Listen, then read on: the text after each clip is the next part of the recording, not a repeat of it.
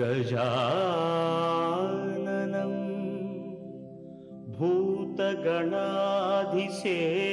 भूतगणाधिसेवितं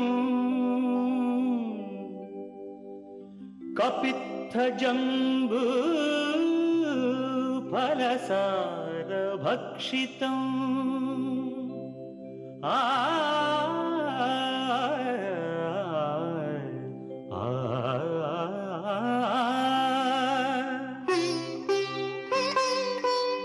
उमासुतं शोकविनाशकारणं नमामि विघ्नेश्वर पादपङ्कजम्।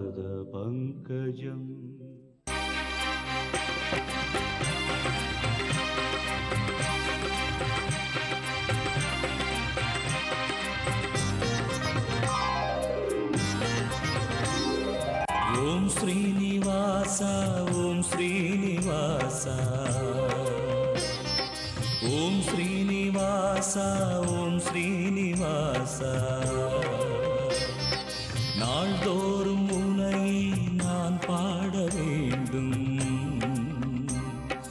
நான் பாட உந்தன் அருளாசி வேண்டும் ஏழு ஸ்வரங்களுமே ராகம் இசைத்திடுமே ஏழு ஸ்வரங்களுமே ராகம் இசைத்திடுமே ஏழு மலை கரசே ஏழு மலை கரசே ஓம் ஸ்ரீனிவாசா ஓம் ஸ்ரீனிவாசா ஓம் ஸ்ரீனிவாசா ஓம் ஸ்ரீனிவாசா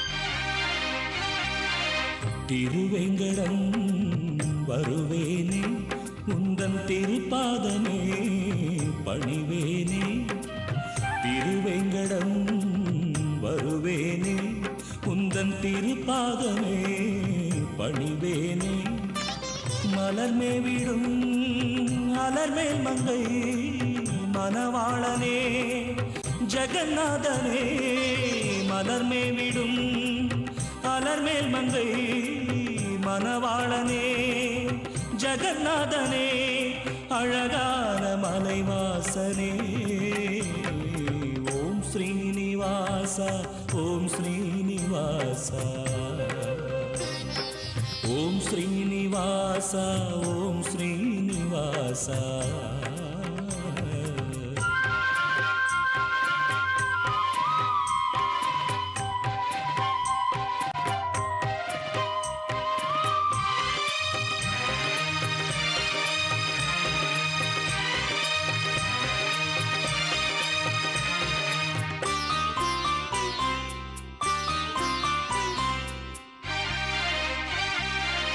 உனக்காகவே இசைத்தேனே என்றும் உன் பேரையே நினைத்தேனே உனக்காகவே இசைத்தேனே என்றும் உன் பேரையே நினைத்தேனே கருணாலயம் அருளாலயம் கமலாலயம் உனதாலயம் கருணாலயம் அருளாலயம் கமலாலயம் உனதாலயம் அருள்வாயே கோவிந்தா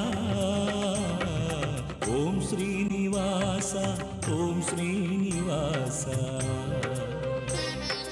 ஓம் ஸ்ரீனிவாசா ஓம் ஸ்ரீனிவாசா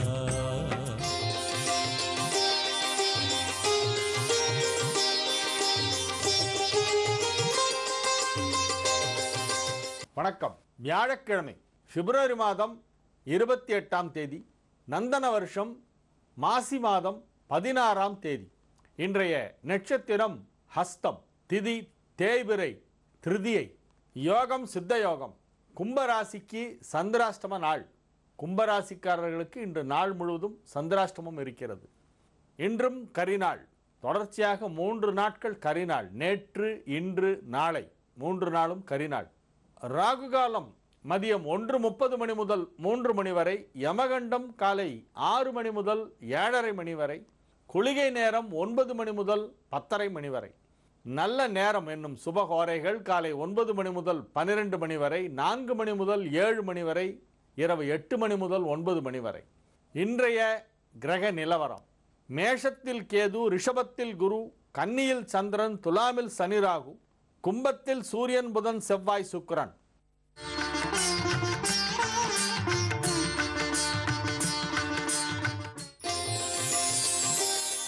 மேஷ ராசிக்கு இது ஒரு மிக சிறந்த நன்மைகள் நடைபெறும் நல்ல நாளாக விளங்குகின்றது. இந்நாளிலே உங்களுக்கு பல நல்ல தகவல்கள் வந்து சேரும். மகிழ்ச்சியான செய்திகளெல்லாம் கிடைக்கும். சமூக அந்தஸ்து உயரும். மிகப்பெரிய மனிதர்களின் விவிஐபிஸ் தொடர்பு கிடைக்கும். அவர்களின் நட்பு உங்களுக்கு பயனுள்ளதாக இருக்கும். கலைத்துறை சார்ந்தவர்களுக்கு புதிய வாய்ப்புகள் கிடைக்கும். கல்வி பயிலும் மாணவ மாணவியர் தங்களது கல்வியிலே வெகு சிறப்பாக முன்னேற்றம் அடைவார்கள். சுய தொழில் செய்கின்றவர்களுக்கு தொழில் வளர்ச்சி மிகச் சிறப்பாக இருக்கும். ஒரு சிலர் புதிய வண்டி வாகனம் வாங்கும் திட்டத்தை இப்பொழுது செயல்படுத்துவார்கள். குடும்பத்திலே மகிழ்ச்சியான சூழ்நிலை உருவாகும். ரிஷப ராசிக்கு இது ஒரு அற்புதமான நன்மைகள் நடைபெறும் நல்ல நாளாக விளங்குகிறது. ராசிக்கு 5ஆம் இடத்திலே சந்திரன் இருக்கக்கூடிய ஒரு நாள். சந்திரன் தனது சொந்த நட்சத்திரங்களுள் ஒன்றான ஹஸ்தத்திலே இருக்கிறது. சுய நட்சத்திர பாதசாரம் பெற்று குருவால் பார்க்கப்படுகிறது என்பதால் இது ஒரு நன்மைகள் நடைபெறும் நல்ல நாளாக விளங்குகிறது. தேய்பிறையிலே வருகின்ற 3ஆம் பிறை திருத்தியை இன்றைய தினம். ஆகவே நன்மைகள் நடைபெறும். மகிழ்ச்சியாக இருப்பீர்கள். கவலைகளற்று இருப்பீர்கள். ஆரோக்கியம் சிறந்து விளங்கும். தொழில் வளர்ச்சி மிகச்சிறப்பாக இருக்கும். வாழ்க்கையிலே ஒரு திருப்தி ஏற்படும். சில பேருக்கு எவ்வளோ வந்தாலும் திருப்தியே இருக்காது. 4 வீடு வச்சுருப்பாங்க, 5ஆவது வீடு இல்லையேன்னு கவலைப்பட்டுட்டு இருப்பாங்க. அந்த மாதிரி திருப்தியே இல்லாதவர்களெல்லாம் இருக்கிறார்கள் நாட்டில். திருப்தி என்பது அவரவர் மனநிலையை பொறுத்தது. அந்த ஒரு திருப்தியான ஒரு மனநிலை ரிஷபராசிக்காரர்களுக்கு உருவாகின்ற ஒரு நாளாக இந்த நாள் விளங்கும். மிதுன ராசிக்கு இது ஒரு மிக சிறந்த நன்மைகள் நடைபெறும் நல்ல நாள். ராசிக்கு நன்மை செய்யும் விதத்திலே பெரும்பாலான கிரகங்கள் மிகவும் வலுவான நிலையிலே இருக்கின்றன. 5ஆம் இடத்திலும் 9ஆம் இடத்திலும் 6 கிரகங்கள் சேர்ந்திருக்கின்றன. 5ஆம் இடத்திலே 2 கிரகம், 9ஆம் இடத்திலே 4 கிரகம். இவை அனைத்தும் வெகு சிறப்பான நன்மைகளை செய்யக்கூடிய ஒரு தன்மை வாய்ந்தவையாக இருப்பதால் நன்மைகள் அதிக அளவிலே உங்களுக்கு நடைபெறும். 5ஆம் இடத்திலே இருக்கும் உச்சம் பெற்ற சனி இப்பொழுது வக்கரகதியிலே சென்று கொண்டிருக்கிறது. ஜூலை மாதம் 4ஆம் தேதி சனி வக்கர நிவர்த்தி பெறுகின்றது. இந்த சனி வக்கரம் என்பதும் உங்களுக்கு ஒரு விதத்திலே நன்மை செய்யக்கூடியது தான். ஆகவே இந்த நாள் ஒரு நல்ல நாள். எதையெல்லாம் அடைய வேண்டும் என நீங்கள் விரும்புகிறீர்களோ அதையெல்லாம் அடைவீர்கள். ஆகவே அதற்கான முயற்சியிலே இறங்க வேண்டும். முயற்சி திருவினையாக்கும். முயற்றின்மை இன்மை புகுத்திவிடும். ஆகவே முயற்சி செய்தால் இந்நாளிலே உங்களுக்கு அனைத்தும் கிடைக்கும். கடகராசிக்கு இது ஒரு நன்மைகள் நடைபெறும் நல்ல நாள். மகிழ்ச்சியான நாள். நல்ல தகவல்கள் வந்து சேரும். நீங்கள் விரும்புகின்ற அல்லது எதிர்பார்க்கின்ற சில விஷயங்களெல்லாம் வெற்றிகரமாக நடந்து முடிகின்ற ஒரு நாளாக இந்த நாள் விளங்கும். மனதிற்கு பிடித்தவர்களை எல்லாம் சந்திப்பீர்கள். மனம் விட்டு பேசுவீர்கள். மனோநிலை மிகவும் சிறப்பாக இருக்கக்கூடிய ஒரு நாளாக இந்த நாள் விளங்கும். நன்மைகள் நடைபெறுகின்ற ஒரு நல்ல நாள். சிம்ம ராசிக்கு இது ஒரு மிகச்சிறந்த நன்மைகள் நடைபெறும் நல்ல நாளாக விளங்குகிறது. ராசி அதிபதி சூரியன், 4-9 குடைய செவ்வாய், 3-10 குடைய சுக்கிரன், 2-11 குடைய புதன் ஆகிய கிரகங்கள் அனைத்தும் ஒன்றாக சேர்ந்து 7ஆம் இடத்திலே அமர்ந்து கொண்டு ராசியை பார்த்து கொண்டிருக்கின்றன. நன்மைகள் அதிக அளவிலே நடைபெறக்கூடிய ஒரு அற்புதமான ஒரு தருணம் இப்பொழுது நடைபெற்று கொண்டிருக்கிறது. வாழ்க்கையிலே செட்டில் ஆகவில்லை என சொல்லிக் கொண்டிருப்பவர்கள் அல்லது அவ்வாறு நினைத்து கொண்டிருப்பவர்களுக்கெல்லாம் இப்பொழுது வாழ்க்கை செட்டில் ஆகிவிடும். அப்படி ஒரு அற்புதமான ஒரு நேரம். மிகப்பெரிய நன்மைகளெல்லாம் நடைபெறுகின்ற ஒரு நல்ல நேரம் நடைபெற்று கொண்டிருக்கிறது. இந்த நாளிலே உங்களுக்கு நல்ல தகவல்கள் வந்து சேரும். தொழில் வளர்ச்சி, பொருளாதார முன்னேற்றம் அனைத்தும் சிறப்பாக இருக்கும். வழக்குகளிலே வெற்றி கிடைக்கும். கன்னி ராசிக்கு இது ஒரு மிகச்சிறந்த நன்மைகள் நடைபெறும் நல்ல நாள். ராசியிலேயே சந்திரன் அமர்ந்து கொண்டு குருவால் பார்க்கப்படுவதால் நன்மைகள் நடைபெறுகின்ற ஒரு நாளாக இந்நாள் விளங்கும். வழக்குகள் ஏதேனும் நடைபெற்று கொண்டிருந்தால் அவற்றையெல்லாம் நீங்கள் தள்ளி போடுவது நல்லது. வழக்குகளை எதிர்கொள்வதற்கு இந்நாள் உகந்த நாள் அல்ல. பஞ்சாயத்து ஏதாவது இருந்தாலோ அல்லது ஏதாவது கேஸ் ஹியரிங் இருந்தாலோ இந்த நாளிலே அதை நீங்கள் வாய்தா வாங்கிவிட வேண்டும், ஏதேனும் சாக்கு சொல்லி. இந்த நாள் உங்களுக்கு வழக்குகள் சாதகமாக இருக்காது என்பதை தவிர மற்ற அனைத்தும் சிறப்பாக இருக்கும். நன்மைகள் நடைபெறக்கூடிய ஒரு நாளாக இந்நாள் விளங்கும். விநாயகரை வழிபடுங்கள். தீமைகள் உங்களை அண்டாது, நன்மைகள் நடக்கும். துலா ராசிக்கு இது ஒரு நன்மைகள் நடைபெறும் நல்ல நாளாக விளங்குகிறது. ராசிக்கு 12ஆம் இடமாகிய விரயஸ்தானத்திலே சந்திரன் அமர்ந்து கொண்டு குருவால் பார்க்கப்படுவதால் சுப செலவுகள் எல்லாம் ஏற்படும். நல்ல செலவுகள், மகிழ்ச்சியான செலவுகள் எல்லாம் ஏற்படும். ஆகவே நன்மைகள் நடைபெறும்.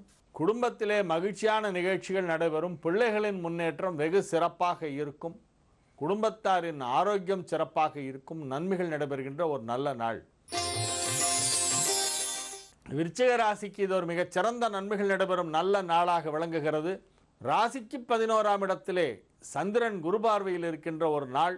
9 குடையவன் 11ஆம் இடத்திலே அமர்ந்து குருவால் பார்க்கப்படுகிறது. ஆகவே பாக்யஸ்தானம் வலுப்பெற்றிருக்கிறது. பாக்யாதிபதி வலுப்பெற்றிருக்கிறது. தன் சொந்த நட்சத்திரமான ஹஸ்தத்திலே சந்திரன் சஞ்சரிக்கின்ற நாள் என்பதால் உங்களுக்கு நன்மைகள் அதிக அளவிலே நடைபெறும். தந்தை வழி உறவினர்களால் நன்மைகள் நடைபெறக்கூடிய ஒரு நாளாக இந்த நாள் விளங்கும். பூர்வீக சொத்து ஏதேனும் வரவேண்டி இருந்தால் இப்பொழுது அது வந்து சேரும். மிகப்பெரிய தொழில் முன்னேற்றம் ஏற்படக்கூடிய ஒரு நாளாக இருக்கும். பொருளாதார ரீதியாக மிகச்சிறந்த நன்மைகள் எல்லாம் நடைபெறும். தன லாபம் ஏற்படக்கூடிய ஒரு நல்ல நாள். தனுசு ராசிக்கு இது ஒரு நன்மைகள் நடைபெறும் நல்ல நாளாக விளங்கும். ராசிக்கு 10ஆம் இடத்திலே சந்திரன் அமர்ந்து கொண்டு குருவால் பார்க்கப்படுகிறது. 11ஆம் இடத்திலே உள்ள சனி வக்ரகதியிலே சென்று கொண்டிருக்கிறது. உங்களது பொருளாதார முன்னேற்றம் ஏற்ற இறக்கத்தோடு இருக்கும். இந்த பீரியடில் திடீர்னு பெரிய அமௌண்ட் வரும், திடீர்னு பார்த்தா பணம் வராது. பண வரவு ஒரே சீராக இருக்காது. ஏற்றத்தாழ்வுகள் சற்று அதிகமாக இருக்கும். அப்ஸ் அண்ட் டவுன்ஸ் ஜாஸ்தி இருக்கும். மணி ஃப்ளோவில் வந்து ஃப்ளக்சுவேஷன் ஜாஸ்தி இருக்கும். அதனால் நீங்கள் அதை மிகவும் பத்திரமாக கையாள வேண்டும். மகர ராசிக்கு இது ஒரு நன்மைகள் நடைபெறும் நல்ல நாளாக விளங்குகிறது. 2ஆம் இடமாகிய தனஸ்தானத்திலே சூரியன், செவ்வாய், புதன், சுக்கிரன் சேர்க்கை ஏற்பட்டிருக்கிறது. 7க்குடைய சந்திரன் குருவால் பார்க்கப்படுகிறது. ஆகவே வாழ்க்கை துணை ஆரோக்கியம் சிறப்பாக இருக்கும். நன்மைகள் நடைபெறுகின்ற ஒரு நல்ல நாளாக இந்நாள் விளங்கும். தொழில் வளர்ச்சி மிகச் சிறப்பாக இருக்கும். கும்பராசிக்கு இது ஒரு சந்திராஷ்டம நாள் என்பதால் புதிய முயற்சிகளில் இறங்க வேண்டாம். விநாயகர் வழிபாடு செய்து வாருங்கள். நாளைய தினம் ஒரு விசேஷமான சங்கடகர சதுர்த்தி. மாசி மாதத்து சங்கடகர சதுர்த்தி சிறப்பு வாய்ந்தது. என்ன, ஆவணிக்கு 6ஆம் மாதம் மாசி. ஆவணி மாதம் தான் விநாயகர் சதுர்த்தி வரும். அதற்கு 6வது மாதமான மாசியில் வருகின்ற வளர்பிறை சதுர்த்தியும் சங்கடகர சதுர்த்தியும் சிறப்பு வாய்ந்தவை. நாளைய தினம் மாசி சங்கடகர சதுர்த்தி. விநாயகர் வழிபாடு செய்து கொண்டிருங்கள். இன்றைய தினம் உங்களுக்கு முழுமையாக சந்திராஷ்டமம் இருக்கிறது. ஆகவே விநாயகர் வழிபாடு செய்ய வேண்டும். மீன ராசிக்கு இது ஒரு நன்மைகள் நடைபெறும் நல்ல நாளாக விளங்குகின்றது. ராசிக்கு 7ஆம் இடத்திலே சந்திரன் அமர்ந்து கொண்டு குருவால் பார்க்கப்படுகின்ற ஒரு மிகச்சிறந்த கிரக நிலவரம் அமைந்துள்ள ஒரு நாள். சந்திரன் வலுவான நிலையிலே இருக்கிறது. 5 குடைவன் வலுவான நிலையிலே இருக்கிறது என்பதால் உங்களுக்கு ஒரு சில நன்மைகள் நடைபெறும். அலுவலகத்திலே உங்களுக்கு எதிராக ஏதேனும் சதி நடைபெற்றால் அது தாமாகவே முறியடிக்கப்படும். நீங்கள் ஒன்றும் செய்யவே வேண்டாம். எதிரிகள் தோற்று போவார்கள். இந்த நாளிலே நன்மைகள் சற்று அதிகமாக நடைபெறக்கூடிய நாள் என்று இந்நாளை சொல்லலாம்.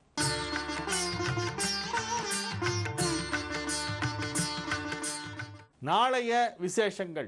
நாளைய தினம் சங்கடஹர சதுர்த்தி, வெள்ளிக்கிழமை மார்ச் 1ஆம் தேதி சங்கடஹர சதுர்த்தி. மாசி மாதத்திலே வருகின்ற சங்கடஹர சதுர்த்தி மிகவும் சிறப்பு வாய்ந்தது.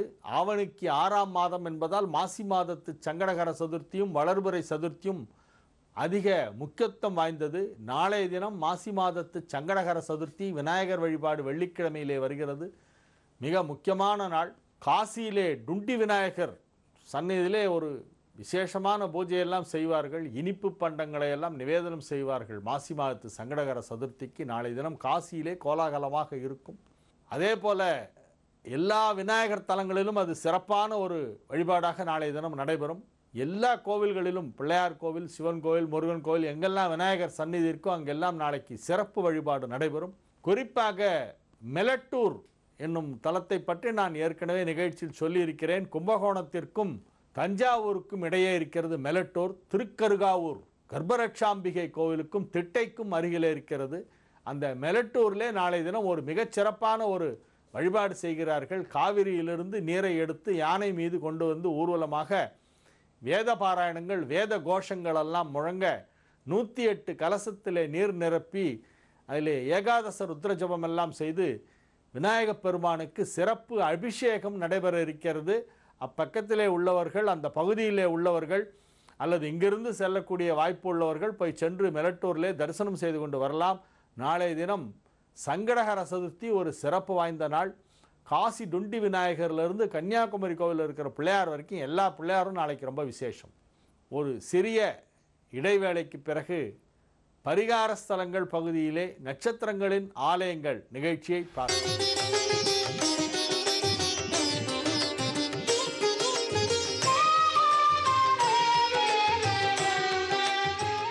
பரிகார ஸ்தலங்கள் பகுதியிலே நட்சத்திரங்களின் ஆலயங்கள் என்னும் தொடரிலே நாம் இப்பொழுது பூரட்டாதி நட்சத்திரத்தை பற்றி பார்த்து வருகிறோம்.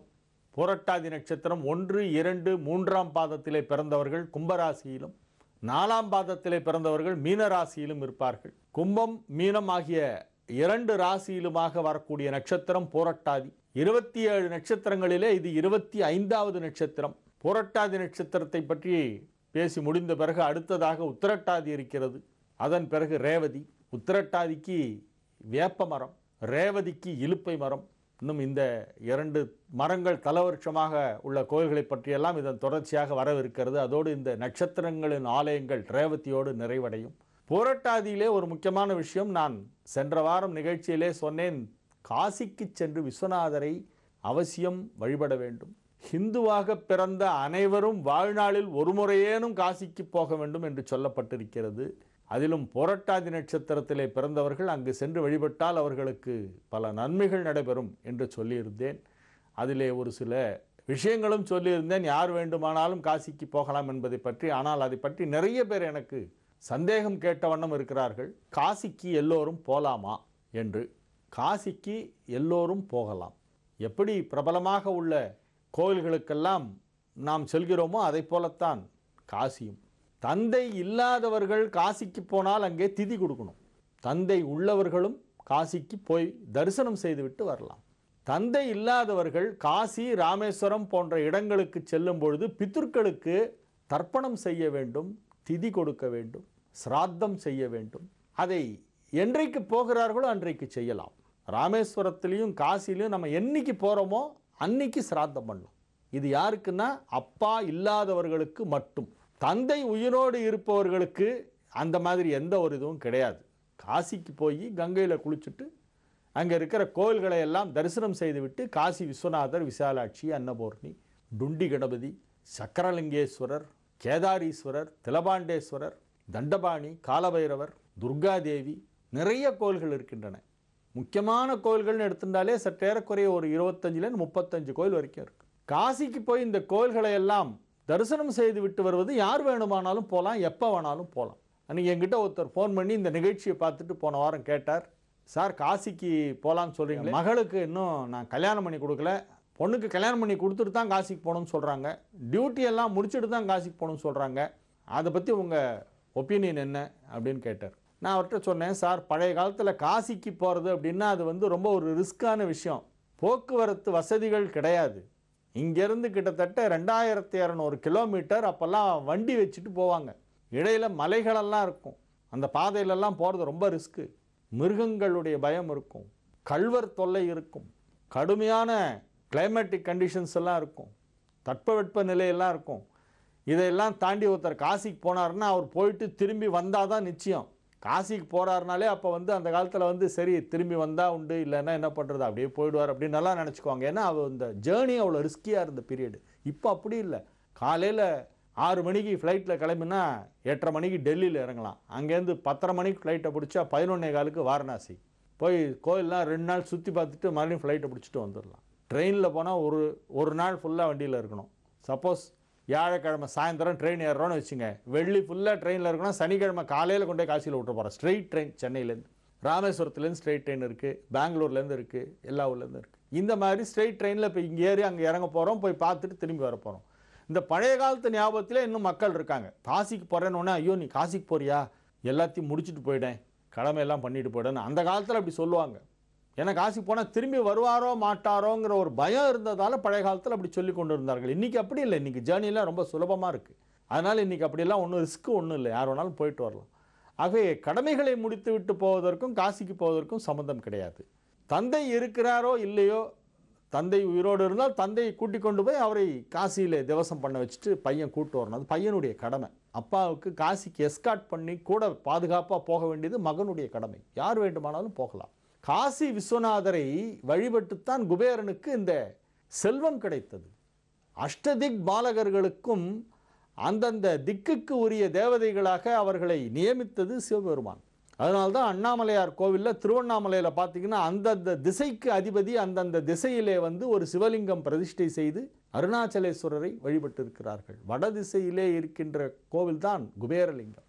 ஆக வடதிசைக்கு அதிபதியான குபேரனின் அருள் கிடைப்பதற்கு அவர் வழிபட்டு வரம் பெற்ற காசி விஸ்வநாதரை நாம் வழிபட வேண்டும். காசிக்கு போவதற்கு வேறு எந்த நிபந்தனையும் கிடையாது. சில ஊர்களுக்கெல்லாம் போகணும்னு சொன்னாலே மக்கள் உடனே அது ஏதோ ஒரு பரிகாரம்ன்ற பேரை கேட்டவுடனே ஒரு பயம் வருது. என்னன்னு புரியல. அந்த பயத்துக்கு காரணம் என்னன்னு புரியல. இப்படி தான் ஒருத்தர் கேட்டார், சார் திருநள்ளாருக்கு போகலாமா சார் அப்படின்னா, போகலாமே, தாராளமாக போகலாமே அப்படின்னு. இல்லை அது என்னமோ ஏற சனி நடந்தால் தான் போகணும், மற்றவங்களாம் போகக்கூடாது, சனி பிடிச்சிக்கும் அப்படிங்கிறாங்களே அப்படின்னு. ஐயா அது சனி பிடிச்சிக்கிற இடம் இல்லை, சனி விடுற இடம். அது சிவன் கோவில், முதல்ல சனி கோவில் இல்லை, அது தர்பாரண்யேஸ்வரர் தேவஸ்தானம். அங்கே தியாகராஜராக எம்பெருமான் காட்சி அளிக்கின்ற இடம். அது சப்த விடங்க தலங்களில் ஒன்று. அந்த கோவிலுக்கு பாடின பதிகத்துக்கு பேரே பச்சை பதிகம்னு பேர். தீயில போட்டு கூட கருகாதது. அது சாதாரண ஒரு எல்லா கோவிலும் மாதிரி அது ஒரு சிவன் கோவில், சிறப்பு வாய்ந்த சிவன் கோவில். எப்போ வேணால் போகலாம். நீங்கள் திருநள்ளாருக்கு எப்போ வேணால் எத்தனை முறை வேணாலும் போகலாம், யாரை வேணாலும் கூப்பிட்டு போகலாம், போய் சாமி தரிசனம் பண்ணிட்டு வாங்களேன் அப்படின்னு. அதே மாதிரி காசிக்கு போகணும் அப்படின்னு சொன்ன உடனே காசிக்கு போங்க அப்படின்னு நான் நிகழ்ச்சியில் பேசினோடனே நிறைய பேர், சார் காசிக்கு நாங்கள்லாம் போகலாமா சார் அப்படின்றாங்க. ஏன் போகக்கூடாது, எல்லாரும் போகலாம். உத்தரப்பிரதேசில் அது ஒரு முக்கியமான ஊர் வாரணாசி, பனாரஸ், காசி 3 ஒன்று தான். அதுக்கு தாராளமாக போயிட்டு வரலாம். யார் வேண்டுமானாலும் சென்று விட்டு வரலாம். அங்கே போய் எல்லா கோயில்களையும் தரிசனம் செய்து விட்டு வரலாம். கங்கையிலே நீராடி விட்டு வரலாம். அங்கே தமிழர்கள் தங்குவதற்கென ஒரு பகுதி இருக்கிறது, ஹனுமான் காட், கேதார் காட்டுங்கிற பகுதியெல்லாம் ஃபுல்லாக தமிழ்காரங்க இருக்கிற இடம். அங்கே குமாரசாமி மடம் அப்படின்னு ஒரு மடம் இருக்குது, குமரகுருபரர் நிறுவிய இடம். அங்கே போனாக்க தங்கறதுக்கு தமிழர்களுக்கெல்லாம் இடவசதி கொடுக்கிறார்கள். எந்த பிரச்சனையும் இல்லை, தாராளமாக போயிட்டு வரலான்னு சொல்லி விளக்கி சொல்ல வேண்டியதாயிற்று.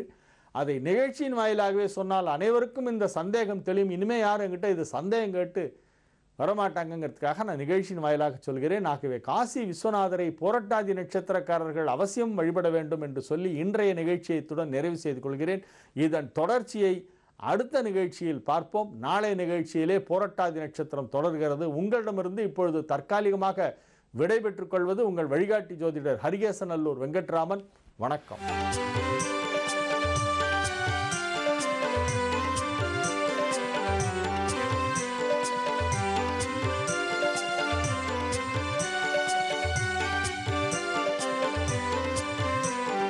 மந்திராலயம் இது மந்திராலயம், ராகவேந்தர் கொலுவிருக்கும் மந்திராலயம்.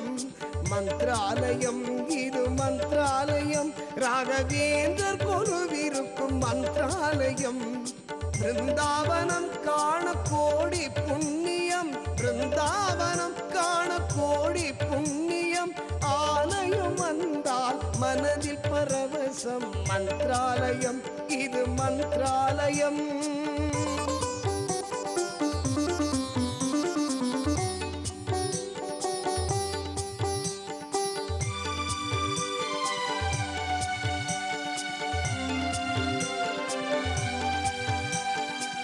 நம்பி வந்தால் நலம் கொடுக்கும், நம் சந்ததி தழைக்க உயிர் கொடுக்கும்.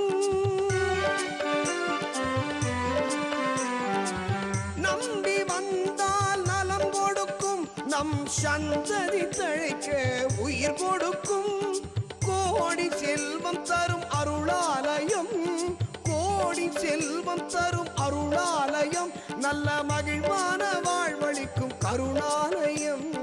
மந்திராலயம் இது மந்திராலயம்.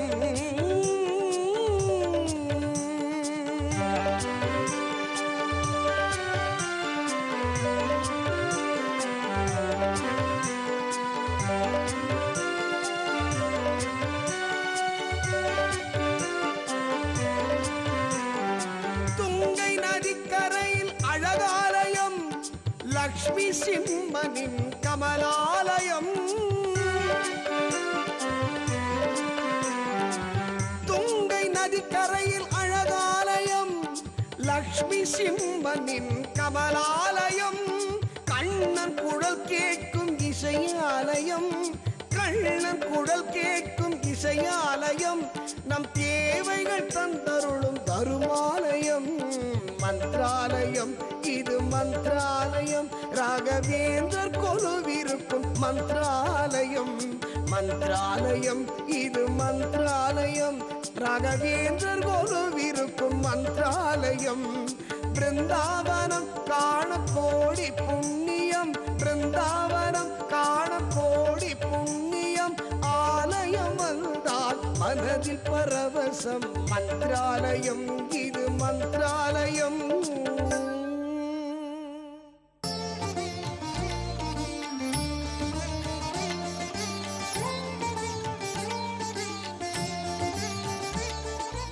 யோகப்பட்டேன பத்தாங்கம் திரிநேத்திரம் சாத விக்கிரகம் தியாயே சமஸ்த தோஷக்னம் பாதாத்மஜமகல்மஷம்.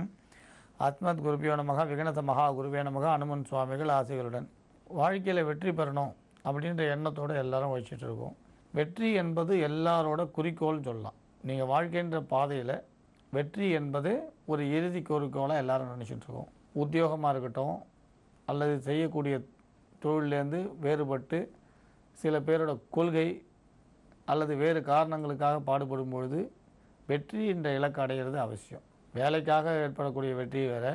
இதை தவிர நிறைய இப்போ அதற்கு வீடு வாங்கணுன்ற எண்ணம் இருக்கும், இல்லை இழந்ததை அடையணுன்ற எண்ணம் இருக்கும், இல்லை விரோதிகள் இயற்கையாக ஏற்பட்டிருந்தால் அவள் விலைக்கு போகணுன்ற எண்ணம் இருக்கும். இப்படி ஏதாவது ஒரு எண்ணத்தோடு பாடுபடுவாள். ஆனால் எல்லாத்துக்கும் மூலமாக பார்த்திங்கன்னா கொஞ்சம் அவசரப்படும் பொழுது விரோதின்றது இயற்கையாக உருவாகிடுவாள். அது ஏற்கனவே சொல்லியிருக்கோம், செயற்கை விரோதி இயற்கை விரோதி. அதாவது பாம்புக்கு தவளைன்றது இயற்கையான விரோதம், அது மாதிரி இயற்கை விரோதம்ன்றது வேறு, செயற்கை விரோதம்ன்றது வேறு. விட்டு கொடுக்குற மனோபாவம் இல்லாமல் விரோதத்தை சம்பாரிச்சுக்கிறதுன்றது நிறைய பார்க்குறோம். அதாவது பரந்த மனம் நிறைய இடத்துல பார்க்க முடியல. பெரிய மனிதனாக இருக்கக்கூடாது, பெரிய மனசோடு இருக்கணும். பெரிய மனிதராக இருக்கிறதுல பெரிய விஷயம் இல்லை. வயசானா பெரிய மனுஷன் ஆகிட போகிறோம், பெரிய மனதோடு இருக்கணும். ஸோ பெரிய மனது வேறு, வயதானது வேறு.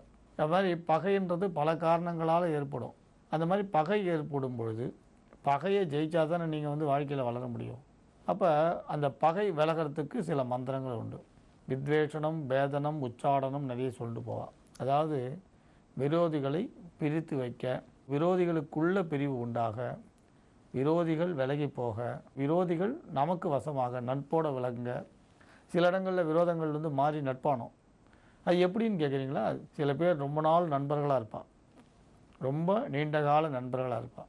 ஏதோ சின்ன காரணத்துக்கு ஏற்பட்ட கருத்து வேறுபாடுகளால் ஒருத்தருக்குள்ள ஒருத்தர் மனக்கசப்பு வரும். அப்போ அந்த நட்பு மறுபடியும் துளிர்க்கணுன்னா பகை மறையணும். அவளுக்குள்ளே இருக்க பகை மறைந்து மறுபடியும் நல்ல நண்பர்களாக மாறணும். அதுக்கு இது உபயோகப்படும். சில பேர் பார்த்திங்கன்னா எவ்வளோ மாற்றினாலும் மாறவே மாட்டான். அந்த மாதிரி விரோதிகள் விலகி போகணும். சில இடத்துல பார்த்தா பங்காளி, சித்தப்பா, பெரியப்பா, அண்ணன் தம்பிக்குள்ளே விரோதம் வந்துடும். அந்த மாதிரி விரோதங்கள் விலகி போகணுன்றதை விட மறுபடியும் குடும்ப ஒற்றுமை உண்டானோம். அப்போ அந்த விரோதம் மறையணும், விலகி போக வேண்டிய அவசியம் இல்லை. இப்படி நிறைய சொல்லலாம். இதுக்கு இப்போ சொல்ல போகிற மந்திரம் ஒரு வரப்பிரசாதம். இந்த மந்திரத்தை வேப்ப எண்ணெயில் ஜபித்து விளக்கு போட்டிங்கன்னா உங்களுக்கு சத்ரு காணாமல் போவாள்.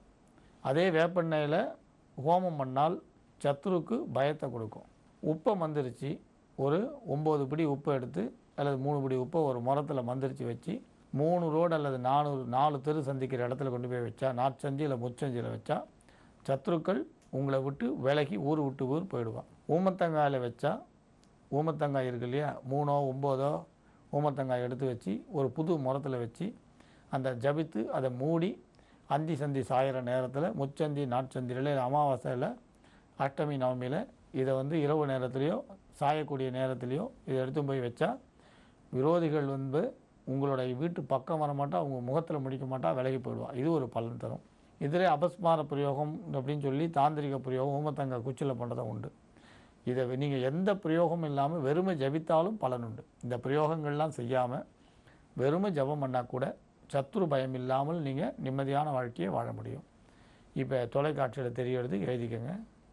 ஓம் நமோ பகவதி, ஓம் நமோ பகவதி ரேணுகா தேவி, ஓம் நமோ பகவதி ரேணுகா தேவி, ஸ்ரீம் ஐம் க்ளீம் சௌம், ஓம் நமோ பகவதி ரேணுகா தேவி, ஸ்ரீம் ஐம் க்ளீம் சௌம், மகாமாரி தயாபரி, ஓம் நமோ பகவதி ரேணுகா தேவி, ஸ்ரீம் ஐம் க்ளீம் சௌம், மகாமாரி தயாபரி, மோகய மோகய, மகாமாரி தயாபரி மோகய மோகய, சர்வஜனம் சர்வஜனம் வசமானாய ஸ்வாஹா. மறுபடியும் சொல்ல எழுதிக்குங்க. ஓம் நமோ பகவதி ரேணுகா தேவி, ஸ்ரீம் ஐம் க்ளீம் சௌம், மகாமாரி தயாபரி மோகய மோகய, சர்வஜனம் வசமானாய ஸ்வாஹா. உடலில் வந்து வெப்ப நோய் வந்தாலும் அம்மை போட்டிருந்தாலும் உங்களுக்கு இந்த மந்திரத்தை விபூதியில் பிரயோகம் பண்ணி நெத்தியில் இட்டுக்கலாம். உங்களுக்கு வெப்பம் சம்பந்தமான நோய்களும் விலகும். நாளைக்கு இன்னொரு அபூர்வமான மந்திரத்தை பற்றி பார்க்கலாம். ஜோதிட சிம்மம், திருவல்லிக்கேணி, சுவாமி கண்ணன் பட்டாச்சாரியா, மங்களானி பவன்.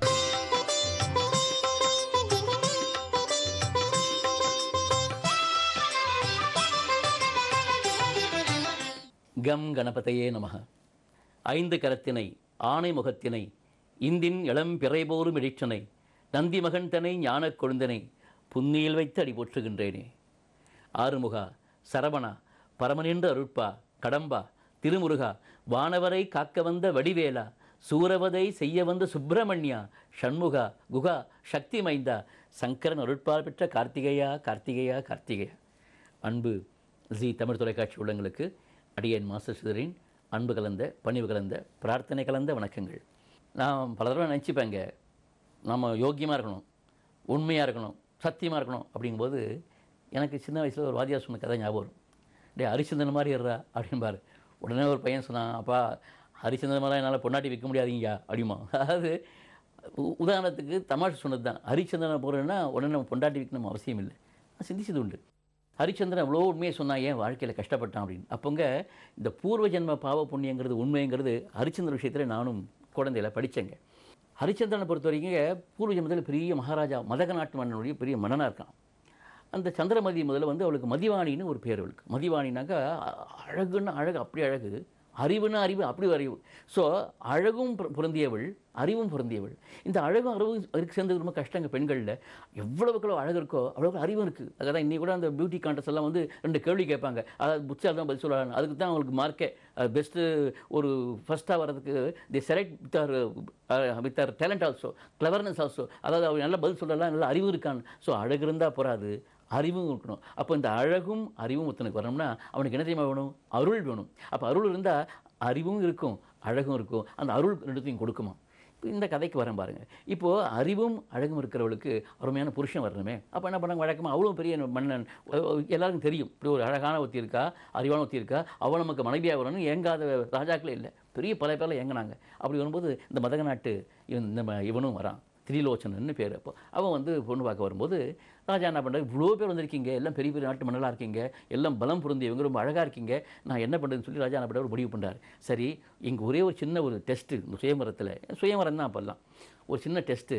உங்கள் பெரிய சிங்கம், என்னுடைய சமஸ்தானத்துக்கு கூடிய சிங்கம், அது 16 வருஷம் சிங்கம் பிரம்மாண்டமாக இருக்கும். அதை யார் அடக்குறாங்களோ, அந்த சிங்கத்தை யார் அடக்குறாங்களோ அவங்களுக்கு என் பொண்ணை கொடுத்துறேன் அப்படிங்கும்போது எல்லாரும் என்ன அது பொண்ணை கடிக்கலன்னா சிங்கத்தை கொடுக்குறாங்க. ஆள் ஒரு உயிருக்கு போயிடுச்சுன்னா அவரை வந்து பொண்ணும் கிடைக்காது, உயிரும் போயிடுமே அப்படின்னு பல பேர் வந்து 800 பேர் வந்துருக்காங்க. 800 பேர் ராஜாக்கள் வரும்போது கடைன்னு எல்லாம் கலைஞ்சு போச்சுங்க. ஒரு 6 பேர் நின்னா. அந்த 6 பேரும் பார்த்தான், நீங்கள் போகிறீங்களா, நீங்கள் வேணும் கேடு ஒருத்தனும் மறக்காணும். ஏன்னா வர்றது தயங்குறானுங்க. யாராவது முதல்ல போட்டோம், சிங்கத்தை அடக்கலாம் இல்லையான்னு பார்க்கலாம், சிங்கம் சாவுதா அவன் சாவுதா பார்க்கலாங்கிறது ஒவ்வொருத்தரும். இப்போ என்ன தேவைனாங்க, அன்பு இருந்தால் மட்டும் போராது, அறிவு இருந்தால் மட்டும் போராது, அழகு இருந்தால் மட்டும் போராது, வீரம் தேவை. அப்போ அந்த வீரம் எங்கே இருக்குது? இந்த ஹரிச்சந்திரன், அதாவது பூர்வ ஜென்மத்தில் சொல்கிறேன் நான், திருலோச்சன் இருந்து உடனே போனானா, யாரும் போனால் நான் போகிறேன் உள்ளே போய் அந்த சிங்கத்தை, அந்த கூண்டில் போன சிங்கத்தை உள்ளே போனால் கூண்டை மூட்டாங்க. இந்த பிடரியை பிடிச்சிட்டு சிங்கத்தை பிடிச்சிட்டு வீரத்தெல்லாம் காட்டி அவங்க மனசுக்குள்ள என்னக்கா, இந்த அறிவையும் அழகையும் உள்ளவளை நம்ம அடையணும், அந்த பெண் சிங்கத்தை அடையிறதுக்கு இந்த சிங்கத்தை நான் என்ன வேணா பண்ண சொல்லி அந்த வீரத்தை காட்டி காட்டி அந்த சிங்கத்தை அடைக்கிடுறான். பிடரியை பிடிச்சி அந்த சிங்கத்தை பணிய வச்சிடறான். ஜெயிச்சிடணும்னா ஆட்டோமேட்டிக்காக ரொம்ப சந்தோஷம். இவ்வளோ ஒரு பொருத்தமானவளுக்கு பொருத்தமான கிடைச்சிங்க சொல்லிட்டு அவளுக்கே மாலை போடுறதுக்கு அந்த கலைவாணி வர அவள் வந்து மாலையும் போட்டோடனே திருலோச்சனனுக்கும் அந்த மதிவாணிக்கும் கல்யாணம் நடக்குதுங்க. நடந்தபோது இதை பார்த்து அவன் பராம பிடிச்சவன், ஆஹா அன்றைக்கே கல்யாணம் பண்ணிட்டாங்க, பொண்ணை கொடுத்துட்டாங்க. ஆனந்தமாக அவங்க வந்து கங்கை நதிக்கரை பக்கம் போய் அங்கே ஒரு கோயில் இருக்குது, அது போகும்போது அங்கே கோயிலில் போய் கும்பிட்டுட்டு இன்றைக்கி அவன் வாழ்க்கை தொடங்க போகும்போது இந்த ராஜாவத்தான் இருக்காமல் அந்த 6 பேரில் ஒருத்தன் ஒரு கூர்மையான அறிவு உள்ளவன். ஆஹா அந்த பொண்ணு கிடைக்காம போயிட்டா, எனக்கு கிடைக்காது யாரும் கிடைக்கும் சொன்னால் பின்னாடி இருந்து போய் அந்த திருலோச்சனை கொண்டுடுறாங்க, கத்தி வச்சு குத்திடுறான். அப்படியே அந்த ஸ்பாட்டில் திருலோச்சனை இறந்துடுறான். என்னைக்கு மனம் முடிக்கப்பட்டதோ மனம் முடிந்த அன்னைக்கே அந்த பொண்ணுக்கு பாருங்கள் வாழ்க்கையில் புருஷன் போயிட்டான். தாங்கள் அவளுக்கு இவ்வளோ அறிவை கொடுத்த இறைவா, இவ்வளோ அழகை கொடுத்த இறைவா, கடைசியில் எனக்கு வீரத்தோடு ஒரு புருஷன் கிடைச்சா வீரத்தை எல்லாம் பண்ணிட்டீங்கன்னு சொல்லி அன்றைக்கே வெக்ஸா என்ன பண்ண கங்கை நீர் அப்படியே போய் தற்கொலை பண்ணிடுறான். இது வந்து பூர்வீக கதை. தற்கொலை பண்ண உடனே விழுந்துற அப்போது கௌதம முனிவர் கங்கை அப்போல்லாம் வந்து முனிவர்கள் ஜபிச்சுட்டு இருப்பாங்க. என்ன ஒரு பொண்ணு வந்து பார்த்தா ஒரு பொண்ணு, ஏம்மா அப்படி தற்கொலை பண்ணிட்டேன்னு, ஐயா என்னை ஏன் காப்பாற்றினீங்க முனிவரே, என்னை ஏன் காப்பாற்றினீங்க, இது மாதிரி உனக்கு துரோகம் ஆகிப்போச்சுன்னு கவலைப்படாதமா. அது காலில் விழுந்தவுடனே தீர்க்க சுமங்கலி பவானிடுறார். முதல்ல தீர்க்க சுமங்கலி பகவானோடனே எவனோ, ஐயா என்னை ஏற்கனவே நான் வந்து போய் கிடக்கிறேன், என் புருஷனை கொண்டுட்டாங்க, அந்த துக்கம் தாங்காமல் நான் தான் கங்கையில் வந்து குதிச்சேன், எனக்கு போய் வாழ்த்துறீங்களா, கவலைப்படாதம்மா, நீ எந்த புருஷனை இழந்தியோ அந்த புருஷன் உனக்கு சேருவான் அப்படின்னு. ஏன்னா முனிவர் வாக்கு இல்லையா, அது குருவாக்கு திருவாக்கு, அதுக்கு மறுவாக்கே கிடையாது. சொன்ன உடனே ஆட்டோமேட்டிக்காக வந்து சந்தோஷமாக வாழறா. அந்த ஜென்மம் அப்படியே முடிஞ்சிடுது. தவம் பண்ணுறான், ஒரு உபதேச மந்திரம் கொடுக்குறாரு, தவம் பண்ணுறான். தவம் பண்ணி இருக்கும்போது அந்த தவத்துடைய பாருங்கள், அது பூர்வ ஜென்மத்தில் பாவம் அதை அனுபவிச்சு முடிச்சாச்சு. ஆட்டோமேட்டிக்காக அடுத்த ஜென்மத்தில் வந்து சந்திரமதியாக பிறக்கிறா, ஹரிச்சந்திரன் பிறகு 2 பேரும் பார்த்த உடனே அது அவருக்கு தெரியுமா, ஹரிச்சந்திரனை பார்த்த உடனே ஏற்கனவே மனமாவளை கல்யாணம் பண்ணிக்கிறது அப்படின்னு ஒரு சின்ன கதை இருக்குது. அவன் மாங்கல்யம் தெரியுதான், அவன் கட்டின மாங்கல்யம் அவன் கண்ணு, அதுதான் சொல்கிறது marriages are made in heaven. அவளை பார்த்து எந்த பொண்ணை நம்ம கட்டிக்கு போகிறோமோ அவளை பார்த்து நம்ம அறியாமே நம்ம ஜென்மம் சொல்லுமா, இவ தான் நமக்கு மனைவியாக வரணும், இவ தான் வரப்போகிறான்னு நம்ம அறியாமே இந்த ஆத்மா சொல்லுமா. அப்படிப்பட்டதாங்க, அதுக்கு தான் சொல்கிறதுங்க marriages are made in heaven. பார்த்த உடனே ஹரிச்சந்திரன் கல்யாணம் பண்ணார், சந்திரமதியை கல்யாணம் பண்ணிவிட்டு ஹரிச்சந்திரமதிக்கு ஆனந்தமாக வாழ்ந்தாங்க. அப்படி வாழும்போது அவங்களுக்கு சோதனை வந்தது. அந்த சோதனை அவங்களுக்கு தெரியும், ஏன்னா அந்த கதைகள் ஜாஸ்தி சொல்கிறதுக்கு இஷ்டமில்லை எனக்கு. ஏன்னா அந்த ஹரிச்சந்திரன் கதையை ஜாஸ்தி சொல்லிக்கூடாதுமா, ஏன்னா சத்தியை மட்டும் தான் நீ பார்க்கணுன்னா. அப்படி வரும்போது கடைசியில் பொண்டாட்டியே கொண்டு போய் வந்து ஏலம் ஒரு அளவுக்கு வந்து சரி. ஏன் வந்துச்சுன்னா ஒரு ரகசியம் இருக்குங்க. அவன் ஒரு முனிவர்கிட்ட கேட்குறான்னா, விஸ்வாமித்திர முனிவர்கிட்ட சந்திக்கும்போது, எனக்கு இந்த ஜென்மத்திலேயே எல்லாத்தையும் அனுபவிச்சிடணும், கஷ்டங்கள் எல்லாம் மறுபிறப்பிடக்கூடாது, எல்லாத்தையும் அனுபவிச்சிடணும், அப்படி வர முடியும். ஏன்னா இல்லை எனக்கு கொடுங்க முனிவர் என்பது, சரிடா இந்த ஜென்மத்தில் அதை அனுபவிச்சுது, எல்லா துயரங்களும் இன்றைக்கே இந்த ஜென்மத்தில் அனுபவிச்சு சொல்லிட்டு அந்த ஜென்மத்திலேயே எல்லா துன்பத்தையும் அனுபவிச்சிட்டாங்க தான் அந்த உண்மை சொன்னதுக்காக உயர்ந்த ஒரு பதவி அடைஞ்சான். ஆனால் கஷ்டப்பட்டு தான் அடைஞ்சான். ஸோ நமக்கெல்லாம் பாருங்க, கொஞ்சம் கஷ்டப்படுறோம், கொஞ்சம் சுகப்படுறோம், பட் நமக்கு வந்து இன்ஸ்டால்மெண்ட் நடக்குது. ஆனால் அவனை பொறுத்த வரைக்கும் மொத்த ஹோல்சேலில் எல்லா கஷ்டத்தையும் அனுபவித்தான், உண்மையை தான் சொன்னான், உயர் பதவி அடைஞ்சான், இன்றைக்கும் பிரகாசமாக ஆனந்தமாக ஒரு நட்சத்திரமாக இருந்ததுக்கான ஹரிச்சந்திரன் நினச்சா நமக்கு பொய் சொல்லக்கூடிய புத்தி வராதான். பொய் சொல்லக்கூடாது, உண்மையை தான் பேசணும் அப்படிங்கிற சத்தியம் நமக்கு வந்துடுமா. அந்த ஹரிச்சந்திரன் நினச்சி வாழ்க்கை சத்தியமாக இருக்கணும், உண்மையாக இருக்கணும், உயர்வாக இருக்கணும்னு பிரார்த்தனை பண்ணி இன்றைக்கி நிகழ்ச்சியை முடிச்சுக்கிறேங்க. ஜெய் புவனேஸ்வர்.